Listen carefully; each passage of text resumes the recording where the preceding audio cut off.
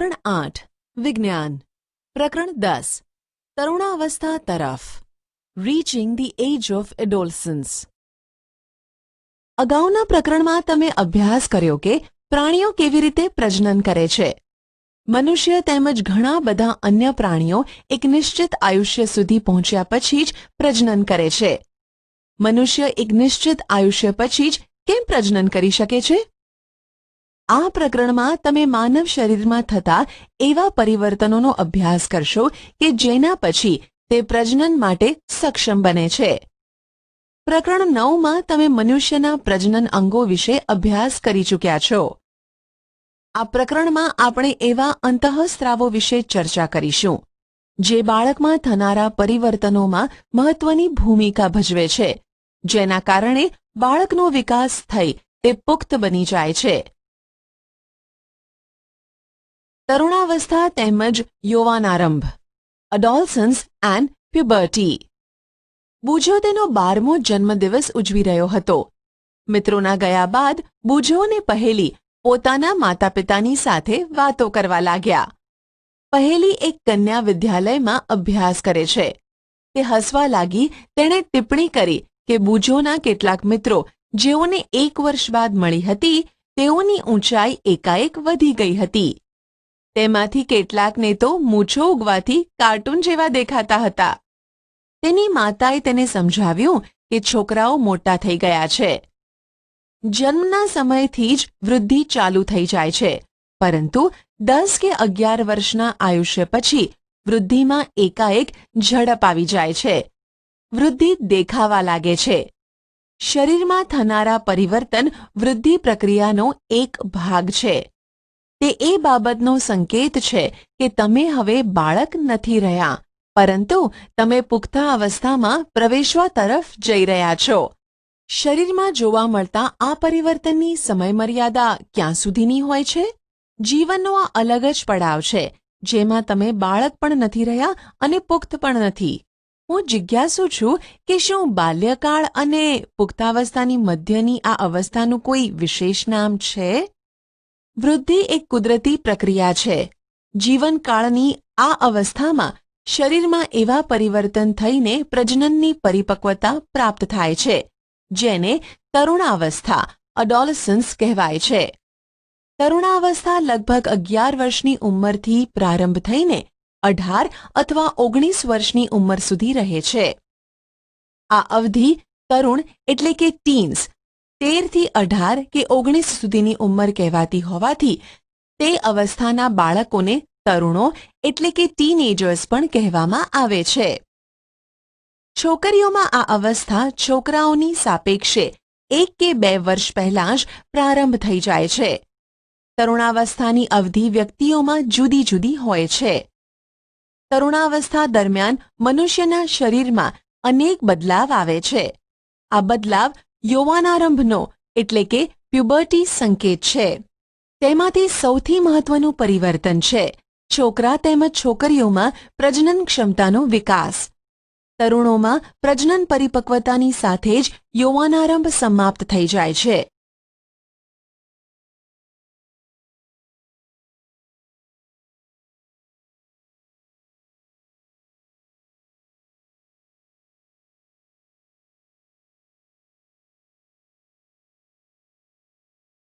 યૌવનારંભમાં થતા ફેરફાર, changes at puberty. ઊંચાઈમાં વધારો, ઇન્ક્રીઝ ઇન હાઇટ. ઊંચાઈમાં એકાએક વધારો યૌવનારંભ દરમિયાન થતો સૌથી મોટો દેખીતો બદલાવ છે. આ સમયે શરીરના લાંબા હાડકાઓ તેમજ હાથ અને પગના હાડકાઓની લંબાઈમાં વધારો થાય છે, જે વ્યક્તિને ઊંચો બનાવે છે. શરૂઆતમાં છોકરીઓ છોકરાઓની સરખામણીમાં વધારે ઝડપથી વધે છે, પરંતુ લગભગ 18 વર્ષની ઉંમર સુધી બંને પોતાની મહત્તમ ઊંચાઈ પ્રાપ્ત કરી લે છે. અલગ અલગ વ્યક્તિઓની ઊંચાઈમાં વૃદ્ધિનો દર પણ જુદો જુદો હોય છે. કેટલાક યૌવનારંભમાં તીવ્ર ગતિથી વધે છે તથા ત્યાર પછી તેની ગતિ ધીમી પડી જાય છે, જ્યારે કેટલાક ધીરે ધીરે વૃદ્ધિ પામે છે. હું ચિંતિત છું. હું ઊંચી થઈ ગઈ છું, પરંતુ શરીરની તુલનામાં મારો ચહેરો નાનો દેખાય છે. પહેલીએ ચિંતા કરવાની કોઈ જરૂર નથી. શરીરના બધા અંગો સમાન દરે વૃદ્ધિ નથી કરી શકતા.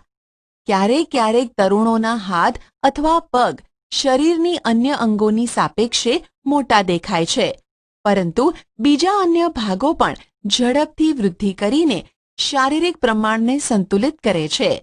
પરિણામે શરીર સુડોળ થઈ જાય છે.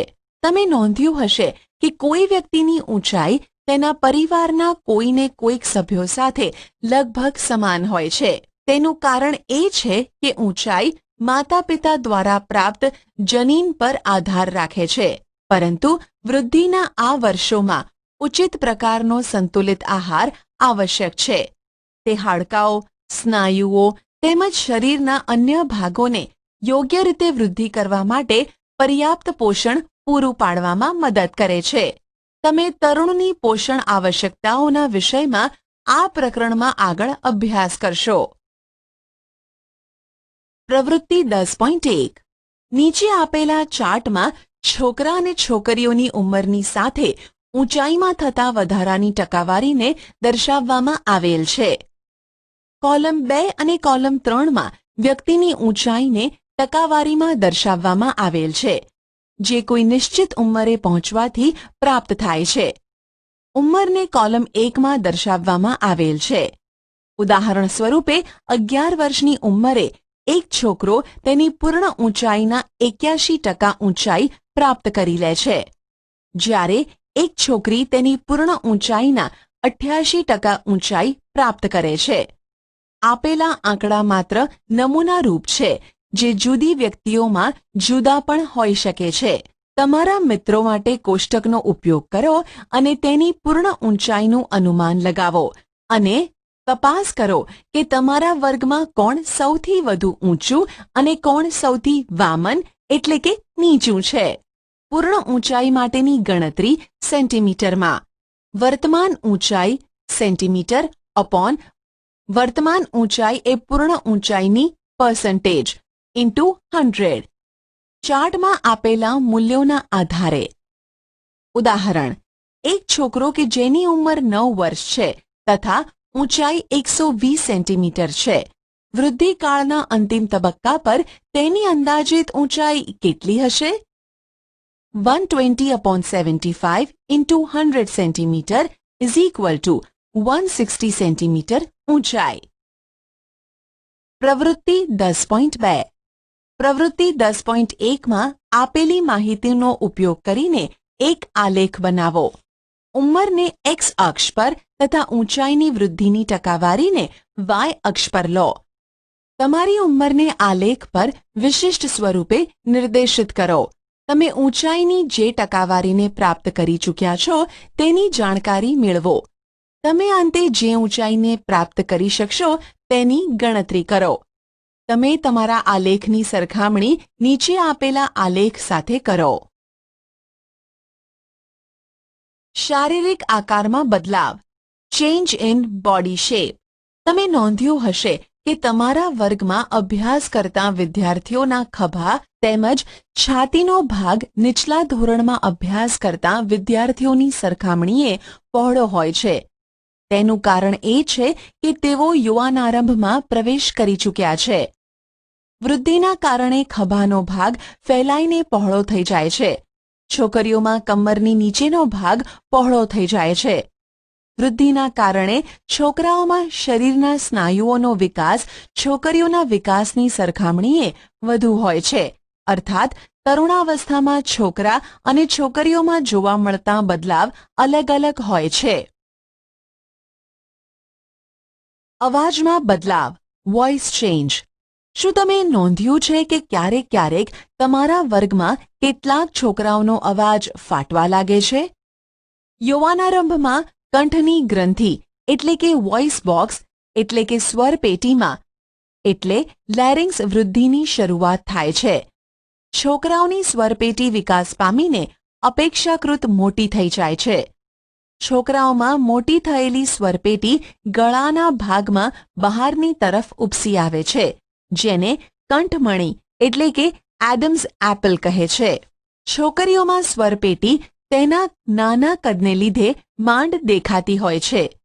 સામાન્ય રીતે છોકરીઓનો અવાજ ઊંચો અને તીણો હોય છે, જ્યારે છોકરાઓનો અવાજ ભારે હોય છે.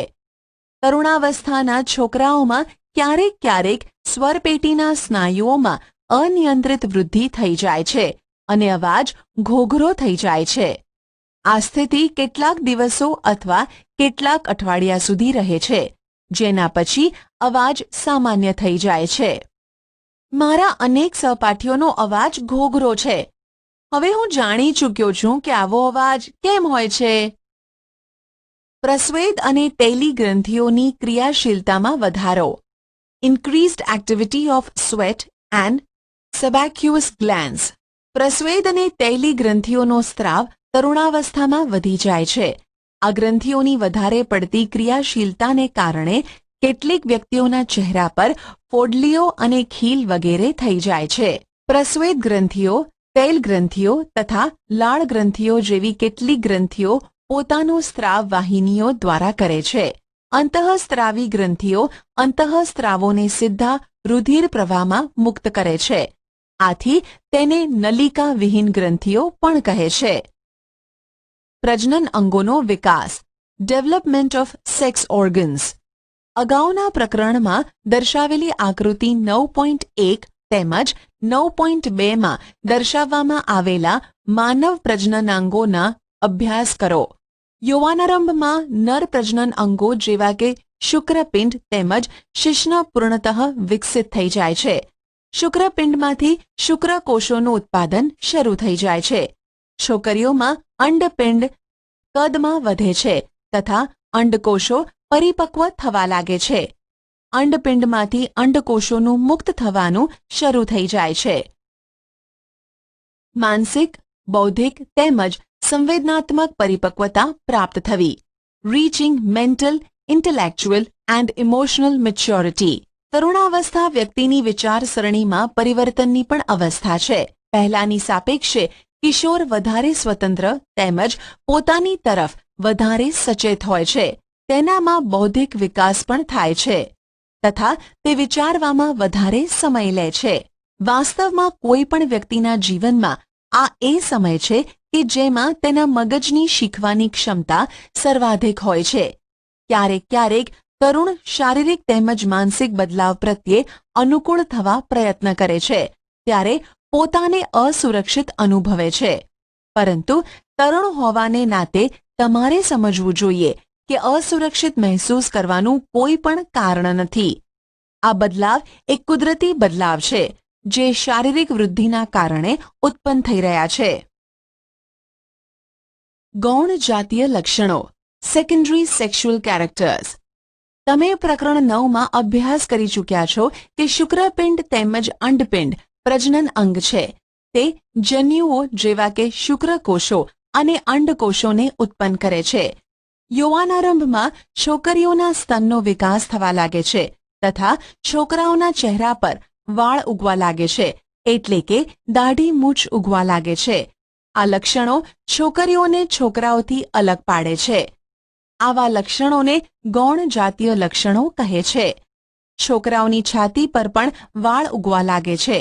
છોકરા અને છોકરીઓ બંનેને બગલમાં તેમજ જાંઘની ઉપરની તરફ અથવા પ્યુબિક વિસ્તારમાં વાળ ઉગે છે. બુજો અને પહેલી બંને જાણવા માંગે છે કે યૌવનારંભમાં થતા આ બદલાવની શરૂઆત કોણ કરે છે.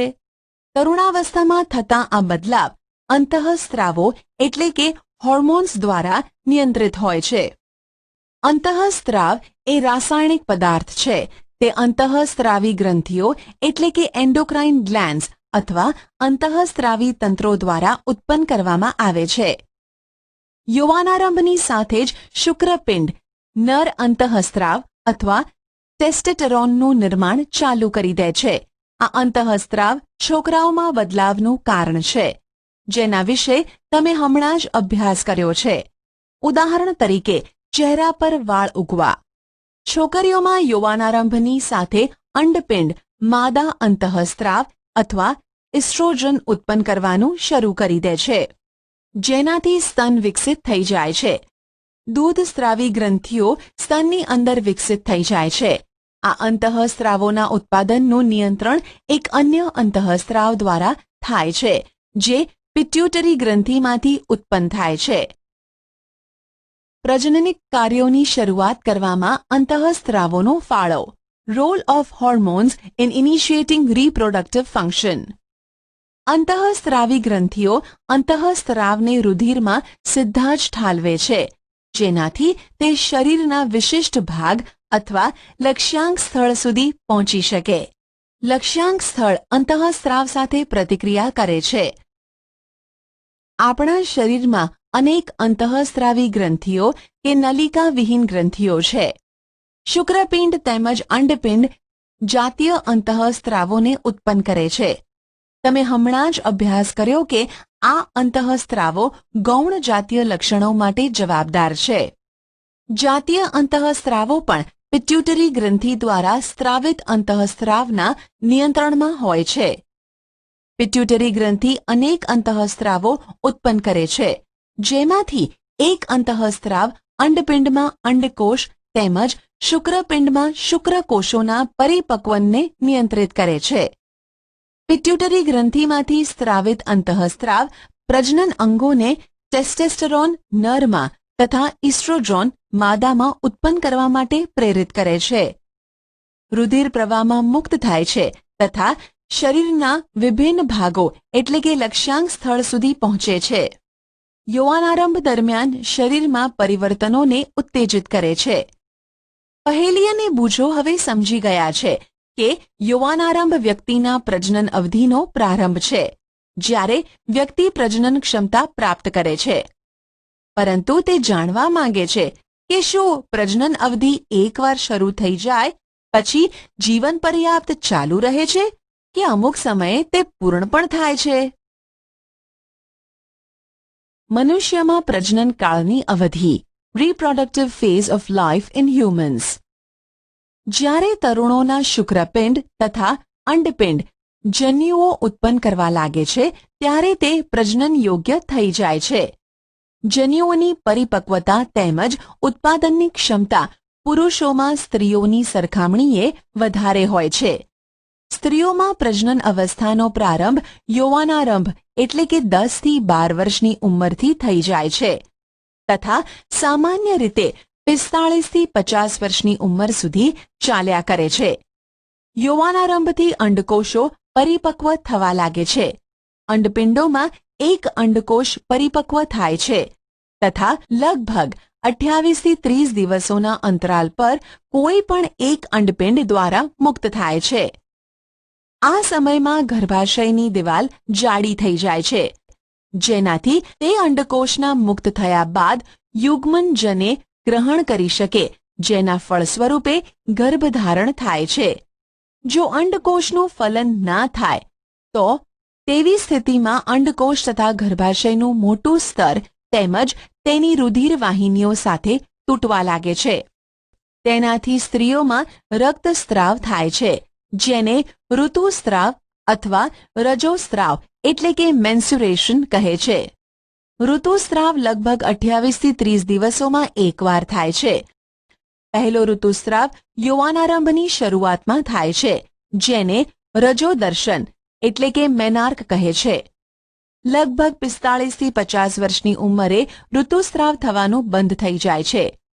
ઋતુસ્રાવ બંધ થઈ જવાની ક્રિયાને રજોનિવૃત્તિ એટલે કે મેનોપોઝ કહે છે. પ્રારંભમાં ઋતુસ્રાવ ચક્ર અનિયમિત હોઈ શકે છે તથા તેને નિયમિત થવામાં કેટલોક સમય લાગે છે. પહેલી કહે છે કે સ્ત્રીમાં પ્રજનનકાળની અવધિ રજોદર્શનની રજોનિવૃત્તિ સુધીની હોય છે. શું તે સાચું કહે છે? ઋતુસ્રાવ ચક્રનું નિયંત્રણ અંતઃસ્ત્રાવો દ્વારા થાય છે. આ ચક્રમાં અંડકોષનું પરિપક્વ થવું, તેનું મુક્ત થવું એટલે કે અંડપાત, ગર્ભાશયની દિવાલનું જાડું થવું તેમજ ફલન ન થવું જેવી સ્થિતિમાં તેનું તૂટવું વગેરે તેમાં સામેલ છે. જો અંડકોષનું ફલન થઈ જાય છે તો તે વિભાજન કરે છે તથા ગર્ભાશયમાં વિકાસ થવા માટે સ્થાપિત થાય છે, જેનો તમે અગાઉના પ્રકરણ 9માં અભ્યાસ કર્યો છે. સંતતિનું લિંગ નિશ્ચયન કેવી રીતે થાય છે? How is the sex of the baby determined? મેં મારી મમ્મી અને મારી કાકીને વાત કરતા સાંભળ્યા છે કે મારી પિતરાઈ બહેનને બાળક આવવાનું છે. તે છોકરાને જન્મ આપશે કે છોકરીને જન્મ આપશે તેની ચર્ચા તેઓ કરતા હતા.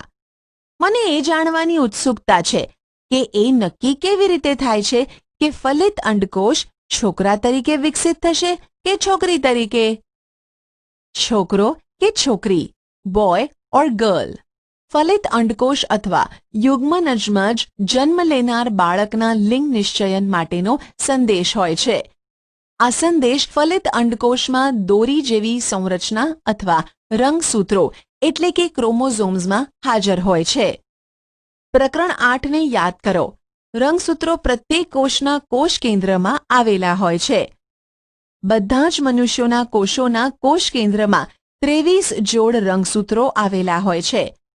તેમાંથી 2 રંગસૂત્ર એટલે કે એક જોડ લિંગી રંગસૂત્રો હોય છે, જેને એક્સ તેમજ વાય રંગસૂત્ર કહે છે. સ્ત્રીઓમાં 2 એક્સ રંગસૂત્રો આવેલા હોય છે, જ્યારે પુરુષમાં એક એક્સ રંગસૂત્ર તથા એક વાય રંગસૂત્ર આવેલ હોય છે.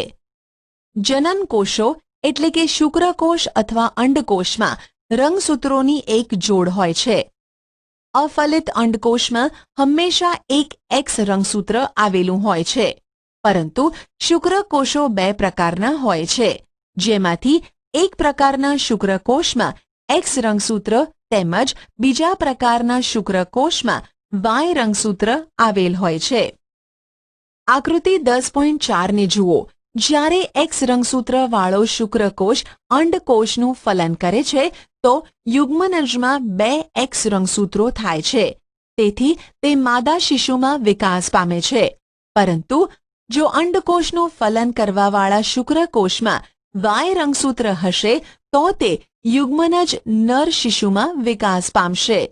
હવે તમે જાણ્યું કે જન્મ પહેલા શિશુના લિંગનું નિશ્ચયન તેના પિતાના લિંગી રંગસૂત્રો દ્વારા કરવામાં આવે છે. એ ધારણા હતી કે બાળકનું લિંગ તેની માતા દ્વારા નક્કી કરવામાં આવે છે તે સંપૂર્ણપણે ખોટી છે અને આ માટે તેને દોષિત માનવી અયોગ્ય છે. લિંગી અંતઃસ્ત્રાવો સિવાય અન્ય અંતઃસ્ત્રાવો. Hormones other than sex hormones. Pituitary ગ્રંથિ દ્વારા સ્ત્રવતા અંતઃસ્ત્રાવો જનનાંગોને અનેક અંતઃસ્ત્રાવો ઉત્પન્ન કરવા માટે ઉત્તેજિત કરે છે. તમે અભ્યાસ કરી ચૂક્યા છો કે પિટ્યુટરી ગ્રંથિ એક અંતઃસ્ત્રાવી ગ્રંથિ છે જે મગજ સાથે જોડાયેલ છે. પિટ્યુટરી ગ્રંથિ શુક્રપિંડ તેમજ અંડપિંડ સિવાય આપણા શરીરમાં થાઇરોઇડ, સ્વાદુપિંડ તેમજ એડ્રિનલ એટલે કે અધિવૃક્ક જેવી કેટલીક અન્ય અંતઃસ્ત્રાવી ગ્રંથિઓ પણ છે. બુજોને પહેલીને યાદ છે જ્યારે તે તેની માસીને ઘરે ગયા હતા જે ડોક્ટર હતા ત્યારે તેમણે ત્યાં કાકા નામના છોકરાને જોયો હતો, જેનું ગળું વધારે પડતું ફૂલેલું હતું. તેમની માસીએ તેમને જણાવ્યું કે કાકા ગોઈટર નામના રોગથી પીડાતો હતો, જે થાઇરોઇડ ગ્રંથિ એટલે કે થાઇરોઇડ ગ્લેન્ડનો રોગ છે. કાકાની થાઇરોઇડ ગ્રંથિ થાઇરોક્સિન અંતઃસ્ત્રાવ ઉત્પન્ન કરતી ન હતી. તેમની માસીએ એ પણ જણાવ્યું કે તેમના માસા મધુપ્રમેહ એટલે કે ડાયાબિટીસથી પીડાય છે, કારણ કે તેમનું સ્વાદુપિંડ ઇન્સ્યુલિન અંતઃસ્ત્રાવ પર્યાપ્ત માત્રામાં ઉત્પન્ન નથી કરતું. બુજો તેમજ પહેલીએ તેમના દવાખાનામાં લટકાવેલા ચાર્ટમાં દર્શાવવામાં આવેલ એડ્રિનલ ગ્રંથિ વિશે પૂછ્યું. તેમની માસીએ તેમને જણાવ્યું કે એડ્રિનલ ગ્રંથિ એવા અંતઃસ્ત્રાવને ઉત્પન્ન કરે છે જે રુધિરમાં ક્ષારની માત્રાને સંતુલનમાં રાખે છે. એડ્રિનલ ગ્રંથિ એડ્રીનાલિન નામનો અંતઃસ્ત્રાવ ઉત્પન્ન કરે છે. એડ્રીનાલિન સ્ત્રાવ ગુસ્સો, ચિંતા તથા ઉત્તેજનાની અવસ્થામાં તણાવની સ્થિતિને નિયંત્રણમાં રાખવાનું કાર્ય કરે છે.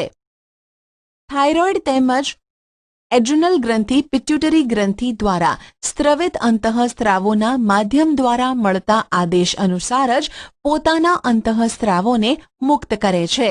પિટ્યુટરી ગ્રંથિ વૃદ્ધિ અંતઃસ્ત્રાવ પણ ઉત્પન્ન કરે છે, જે વ્યક્તિની સામાન્ય વૃદ્ધિ માટે જરૂરી છે. શું અન્ય પ્રાણીઓ પણ અંતઃસ્ત્રાવ ઉત્પન્ન કરે છે? શું પ્રજનન પ્રક્રિયાઓમાં તેઓનું કાંઈ પણ યોગદાન છે? કીટકો અને દેડકામાં જીવનચક્ર પૂર્ણ કરવા માટે અંતઃસ્ત્રાવોનો ફાળો. Role of hormones in completing the life history of insects and frogs. તમે રેશમના કીડા અને દેડકાના જીવનચક્ર વિશે તો અભ્યાસ કરી જ ચૂક્યા છો. ઈયળને વયસ્ક ફૂદામાં રૂપાંતર થવા સુધી અનેક તબક્કામાંથી પસાર થવું પડે છે. ધોરણ 7માં અભ્યાસ કરેલ રેશમના કીડાના જીવનચક્રને યાદ કરો. તેવા જ પ્રકારે ટેડપોલને પણ પુખ્ત દેડકો બનવા માટે અનેક તબક્કામાંથી પસાર થવું પડે છે. પ્રકરણ 9. લાર્વામાંથી પુખ્ત બનવાના આવા પરિવર્તનને કાયાંતરણ કહે છે. કીટકોમાં કાયાંતરણનું નિયંત્રણ કીટ અંતઃસ્ત્રાવો દ્વારા થાય છે. દેડકામાં થાઇરોઇડ દ્વારા સ્રવિત અંતઃસ્ત્રાવ થાઇરોક્સિન વડે તેનું નિયમન થાય છે. થાઇરોક્સિનના ઉત્પાદન માટે પાણીમાં આયોડીનની હાજરી આવશ્યક હોય છે. ટેડપોલ જે પાણીમાં વૃદ્ધિ કરી રહ્યા હોય તેમાં જો પર્યાપ્ત માત્રામાં આયોડીન ન હોય તો ટેડપોલ પુખ્ત દેડકામાં પરિવર્તિત થતો નથી. જો વ્યક્તિના આહારમાં પર્યાપ્ત આયોડીન ન હોય તો શું તેને થાઇરોક્સિનની ઉણપથી ગોઈટર થઈ જશે? કોઈ સામાયિક અથવા ડોક્ટર પાસેથી માહિતી એકત્રિત કરો અને આયોડીનયુક્ત મીઠાના મહત્વ પર એક નોંધ તૈયાર કરો. તમે તેની જાણકારી ઇન્ટરનેટ દ્વારા પણ મેળવી શકો છો. સ્વાસ્થ્ય, હેલ્થ. વ્યક્તિની શારીરિક તેમજ માનસિક તંદુરસ્તી તે વ્યક્તિનું સ્વાસ્થ્ય કહેવાય છે. કોઈ પણ ઉંમરની વ્યક્તિના શરીરને સ્વસ્થ રાખવા માટે તેને સંતુલિત આહારની જરૂરિયાત હોય છે. વ્યક્તિએ પોતાની સ્વચ્છતાનું ધ્યાન રાખવું જોઈએ તેમજ પર્યાપ્ત શારીરિક કસરત પણ કરવી જોઈએ. તરુણાવસ્થામાં જ્યારે શરીર વૃદ્ધિ કરે છે ત્યારે ઉપરની બાબત અત્યંત આવશ્યક થઈ જાય છે. તરુણની પોષણ આવશ્યકતાઓ. Nutritional needs of the adolescence. તરુણાવસ્થા તીવ્ર વૃદ્ધિ તેમજ વિકાસની અવસ્થા છે. આથી કોઈ પણ તરુણના આહારનું આયોજન અત્યંત કાળજીપૂર્વક કરવું જોઈએ. તમે અભ્યાસ કરી ચૂક્યા છો કે સંતુલિત આહાર એટલે કે બેલેન્સ ડાયટ શું છે. યાદ કરો કે સંતુલિત આહારનો અર્થ એ છે કે ખોરાકમાં પ્રોટીન, કાર્બોદિત, ચરબી એટલે કે ફેટ, વિટામિન તેમજ ખનિજ ક્ષારોની પર્યાપ્ત માત્રામાં હાજરી. આપણું ભારતીય ભોજન જેમાં રોટલી, ભાત, દાળ તેમજ શાકભાજી હોય છે તે એક સંતુલિત આહાર છે. દૂધ પોતે જ એક સંતુલિત આહાર છે. ફળ પણ આપણને પોષણ આપે છે. શિશુઓને માતાના દૂધમાંથી સંપૂર્ણ પોષણ પ્રાપ્ત થાય છે જેની તેઓને જરૂરિયાત હોય છે. લોહ તત્વ એટલે કે આયન રુધિરનું નિર્માણ કરે છે તથા લોહથી ભરપૂર ખોરાક જેવા કે લીલા પાંદડાવાળા શાકભાજી, ગોળ, માંસ, સંતરા, આમળા વગેરે કિશોરો માટે સારા છે. તમારા બપોરના તથા રાત્રિના ભોજનના ખાદ્ય પદાર્થોની તપાસ કરો. શું ભોજન સંતુલિત તેમજ પોષક છે? શું તેમાં એવા ખાદ્ય પદાર્થો સામેલ છે જે ઊર્જા પ્રદાન કરે છે તથા શું તેમાં દૂધ, માંસ, ધાન્યો તેમજ કઠોળ સમાવિષ્ટ છે જે વૃદ્ધિ માટે પ્રોટીન પ્રદાન કરે છે? શું તેમાં ચરબી તેમજ શર્કરા પણ સામેલ છે જે ઊર્જા પ્રદાન કરે છે? ફળ અને શાકભાજી વિશે શું ખ્યાલ છે જે રક્ષણાત્મક ખોરાક છે? ચિપ્સ તથા પેકિંગ ફૂડ અથવા ડબ્બામાં બંધ ખોરાક સ્વાદિષ્ટ હોય છે પરંતુ તેને નિયમિત ભોજનના ભોગે ન ખાવા જોઈએ કારણ કે તેમાં પોષણ માત્રા પર્યાપ્ત હોતી નથી.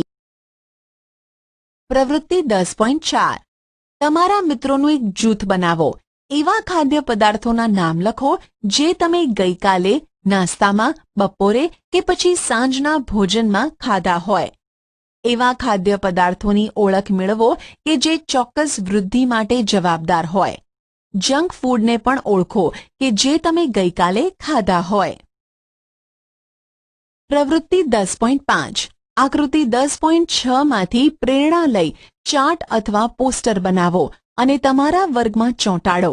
જેનાથી તમે કિશોરના આહાર પ્રત્યેની આવશ્યકતાઓથી સચેત રહો. તેના માટે તમે તમારી રચનાત્મક શક્તિનો ઉપયોગ કરી તેને વિજ્ઞાપન સ્વરૂપે પણ પ્રદર્શિત કરી શકો છો. તમે આ વિષય પર સ્પર્ધાનું પણ આયોજન કરી શકો છો. વ્યક્તિગત સ્વચ્છતા, પર્સનલ હાઇજીન. પ્રત્યેક વ્યક્તિએ દરરોજ સ્નાન કરવું જોઈએ. કિશોરો માટે આ અત્યંત જરૂરી છે, કારણ કે પ્રસ્વેદ ગ્રંથિઓની વધુ પડતી સક્રિયતાથી શરીરમાં દુર્ગંધ ઉત્પન્ન થાય છે. શરીરના બધા જ ભાગોને સ્નાન કરતી વખતે સારી રીતે સાફ કરવા જોઈએ. જો સફાઈ ન રાખવામાં આવે તો બેક્ટેરિયલ સંક્રમણ એટલે કે ચેપ થવાનો ખતરો રહે છે. છોકરીઓએ ઋતુસ્રાવ દરમિયાન સફાઈનું વિશેષ ધ્યાન રાખવું જોઈએ. તેઓએ પોતાના ઋતુચક્રનું ધ્યાન રાખીને તેની માટે તૈયાર રહેવું જોઈએ. શારીરિક વ્યાયામ, ફિઝિકલ એક્સરસાઇઝ. ખુલ્લી હવા એટલે કે તાજી હવામાં ફરવું તથા રમવું શરીરને ચુસ્ત તેમજ સ્વસ્થ રાખે છે. બધા જ તરુણ છોકરાઓ તેમજ છોકરીઓએ બહાર ફરવું, વ્યાયામ કરવો તથા રમવું જોઈએ. પૌરાણિક તેમજ ખોટી માન્યતાઓ.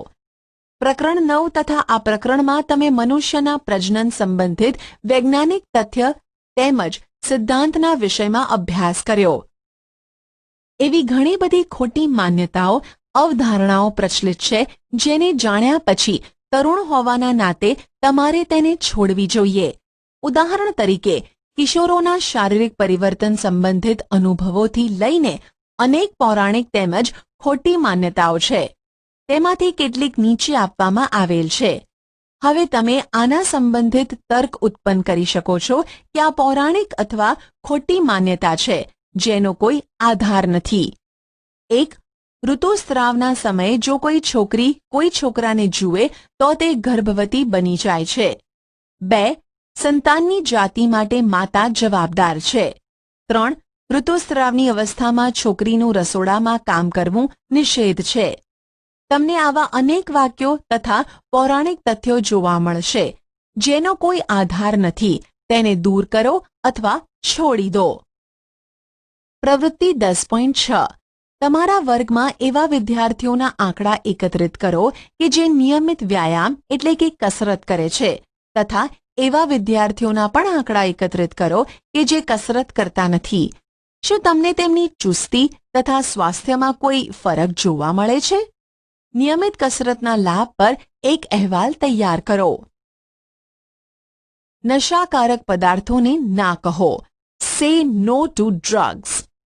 તરુણાવસ્થા વ્યક્તિના શારીરિક તેમજ માનસિક સક્રિયતાનો સમય છે, જે વૃદ્ધિનો એક સામાન્ય ભાગ છે. તેથી મૂંઝવણ કે અસુરક્ષિતતાનો અનુભવ ન કરો. જ્યાં સુધી કોઈ દવા ડોક્ટર દ્વારા આપવામાં આવેલી ન હોય ત્યાં સુધી કોઈ પણ વ્યક્તિ એવું કહે કે આ ડ્રગ્સ એટલે કે નશાકારક દવાના સેવનથી સારું લાગશે કે તણાવ મુક્ત અનુભવશો, તો પણ તે દવા ન લેવી જોઈએ. ડ્રગ્સ નશાકારક પદાર્થ છે જેની ટેવ પડી જાય છે. જો તમે તેનું સેવન એકવાર કરો છો તો તમને સતત લેવાની ઈચ્છા થાય છે, પરંતુ આગળ જતા તે હાનિકારક છે, જે સ્વાસ્થ્ય તેમજ ખુશી બંનેને બરબાદ કરી દે છે. તમે એઇડ્સના વિશે તો ચોક્કસ સાંભળ્યું હશે, જે HIV નામના ખતરનાક વાયરસ દ્વારા થાય છે. આ વાયરસ એક રોગગ્રસ્ત વ્યક્તિથી સ્વસ્થ વ્યક્તિમાં ડ્રગ્સના ઉપયોગ કરવાવાળી સિરિંજ દ્વારા પણ થઈ શકે છે. વાયરસનું સંક્રમણ બીજા માધ્યમ જેવા કે પીડિત એટલે કે રોગી માતા દ્વારા સંતાનમાં દૂધ દ્વારા થઈ શકે છે. HIVથી પીડાતા વ્યક્તિની સાથે જાતીય સંપર્ક બનાવવાથી પણ આ રોગ ફેલાઈ શકે છે. તરુણી દ્વારા ગર્ભધારણ, એડોલસન્ટ પ્રેગ્નન્સી. તમે ચોક્કસપણે જાણતા હશો કે આપણા દેશમાં છોકરીઓ માટે લગ્નની ઉંમર 18 વર્ષ અને છોકરાઓ માટે 21 વર્ષની છે. તેનું કારણ એ છે કે તરુણાવસ્થામાં છોકરીઓ શારીરિક તેમજ માનસિક રૂપે માતૃત્વ માટે તૈયાર હોતી નથી. બાળ લગ્ન એટલે કે નાની ઉંમરમાં લગ્ન તથા માતૃત્વથી માતા તેમજ સંતાન બંનેને સ્વાસ્થ્ય સંબંધિત સમસ્યાઓ ઉત્પન્ન થઈ શકે છે. તેનાથી યુવા સ્ત્રીઓમાં વ્યવસાય ક્ષેત્રમાં પણ ઘટાડો થાય છે. કારણ કે માતૃત્વની જવાબદારી ઉઠાવવા માટે સક્ષમ હોતી નથી. આથી તે માનસિક તકલીફોથી ઘેરાયેલી રહે છે. પારિભાષિક શબ્દો: કંઠમણી, એડમ્સ એપલ, તરુણાવસ્થા, અડોલસન્સ, એડ્રીનેલિન, સંતુલિત આહાર, બેલેન્સ્ડ ડાયટ, અંતઃસ્ત્રાવી ગ્રંથિઓ, એન્ડોક્રાઇન ગ્લેન્ડ્સ, ઇસ્ટ્રોજન, અંતઃસ્ત્રાવો, હોર્મોન્સ, ઇન્સ્યુલિન, પિટ્યુટરી ગ્રંથિ, પિટ્યુટરી ગ્લેન્ડ, યૌવનારંભ, પ્યુબર્ટી, પ્રજનનાત્મક સ્વાસ્થ્ય, રિપ્રોડક્ટિવ હેલ્થ, ગૌણ જાતીય લક્ષણ, સેકન્ડરી સેક્સ્યુઅલ કેરેક્ટર્સ, જાતીય રંગસૂત્રો, સેક્સ ક્રોમોઝોમ્સ, લક્ષ્યાંક સ્થાન, ટાર્ગેટ સાઇટ, ટેસ્ટોસ્ટેરોન, થાઇરોક્સિન, સ્વર પેટી, વોઇસ બોક્સ. તમે શું શીખ્યા? યૌવનારંભ થવાની સાથે વ્યક્તિ પ્રજનન માટે સક્ષમ થઈ જાય છે. 11 વર્ષની ઉંમરથી 19 વર્ષની ઉંમર તરુણાવસ્થા કહેવાય છે. યૌવનારંભની શરૂઆત થવાથી પ્રજનન અંગોની વૃદ્ધિ થાય છે તથા શરીરના વિભિન્ન સ્થાનો પર વાળ ઉગવા લાગે છે. છોકરીઓમાં સ્તન વિકસિત થાય છે તથા છોકરાઓમાં ચહેરા પર દાઢી મૂછ આવી જાય છે. તરુણાવસ્થામાં સ્વરપેટીની વૃદ્ધિ થવાને કારણે છોકરાઓનો અવાજ ઘોઘરો થવા લાગે છે. તરુણાવસ્થામાં ઊંચાઈમાં વધારો થાય છે. યૌવનારંભ તેમજ પ્રજનન અંગોનું પરિપક્વ થવું અંતઃસ્ત્રાવો દ્વારા નિયંત્રિત હોય છે. અંતઃસ્ત્રાવો અંતઃસ્ત્રાવી ગ્રંથિઓ દ્વારા સ્ત્રાવિત પદાર્થ છે જે સીધા રુધિરમાં ઠલવાય છે. પિટ્યુટરી ગ્રંથિ અંતઃસ્ત્રાવ સ્ત્રાવિત કરે છે, જેને વૃદ્ધિ અંતઃસ્ત્રાવ તથા અન્ય ગ્રંથિઓ જેવી કે શુક્રપિંડ, અંડપિંડ, થાઇરોઇડ તથા એડ્રિનલ ગ્રંથિના અંતઃસ્ત્રાવોને સ્ત્રવિત કરવા માટે પ્રેરિત કરે છે. સ્વાદોપિંડ ઇન્સ્યુલિનનો, થાઇરોઇડ ગ્રંથિ થાઇરોક્સિનનો તથા એડ્રિનલ ગ્રંથિ એડ્રીનાલિન અંતઃસ્ત્રાવોનો સ્ત્રાવ કરે છે. ટેસ્ટોસ્ટેરોન નર અંતઃસ્ત્રાવ છે તથા ઇસ્ટ્રોજન માદા અંતઃસ્ત્રાવ છે. ગર્ભાશયની દિવાલ ફલિત અંડકોષને ગ્રહણ કરવા માટે પોતાની જાતે તૈયાર કરે છે. ફલન ન થવાની સ્થિતિમાં ગર્ભાશયની દિવાલની અંદરની જાડી સપાટી તૂટી જાય છે અને રુધિરની સાથે શરીરની બહાર નીકળી જાય છે. તેને ઋતુસ્ત્રાવ અથવા રજોસ્ત્રાવ કહે છે. ન જન્મેલા શિશુની જાતિ એ બાબત પર આધાર રાખે છે કે ફલિતાંડમાં XX રંગસૂત્ર છે કે XY રંગસૂત્ર છે. તરુણાવસ્થામાં સંતુલિત આહાર લેવો તથા વ્યક્તિગત સ્વચ્છતાનું પાલન કરવું મહત્વપૂર્ણ છે. સાચો વિકલ્પ પસંદ કરી સબમિટ બટન પર ક્લિક કરો. તરુણાવસ્થા લગભગ કયા વર્ષની ઉંમરથી પ્રારંભ થાય છે?